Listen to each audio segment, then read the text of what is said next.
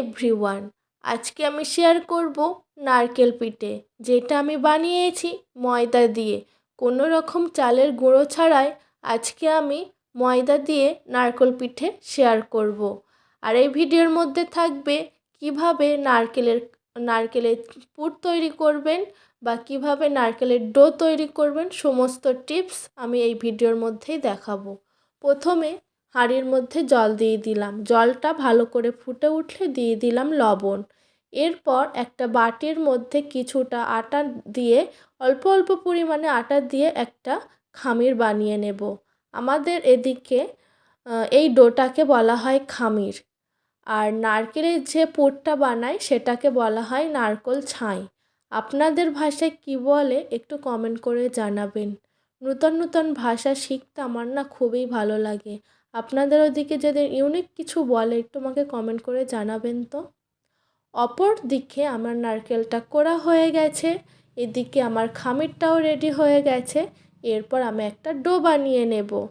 এর মধ্যে আমি ছাইটাও রেডি করতে হবে, তো ভাবলাম ওটা ঠান্ডা হোক, তারে আমি ছাইটা রেডি করে নিই। কড়াইতে দিয়ে দিলাম নারকেল কোড়া, অল্প পরিমাণে জল নারকেলটা সিদ্ধ হওয়ার জন্য, খুবই অল্প পরিমাণের ছিল।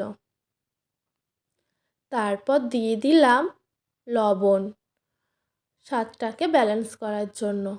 তারপর দিয়ে দেব চিনি।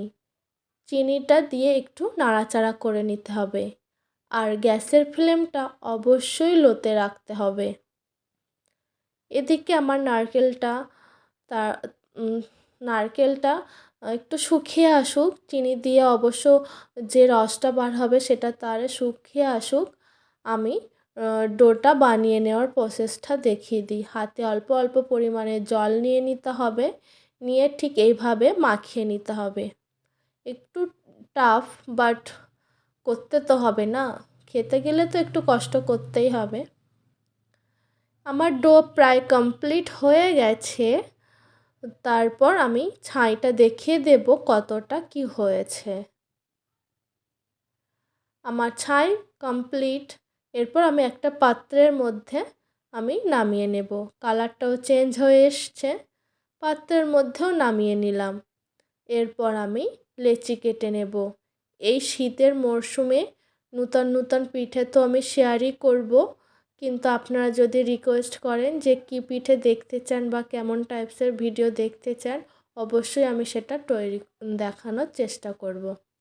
এরপর লেচিটা কেটে নেওয়ার পরে ঠিক এরকম একটা খুরির মতো শেপ দিয়ে নিতে হবে।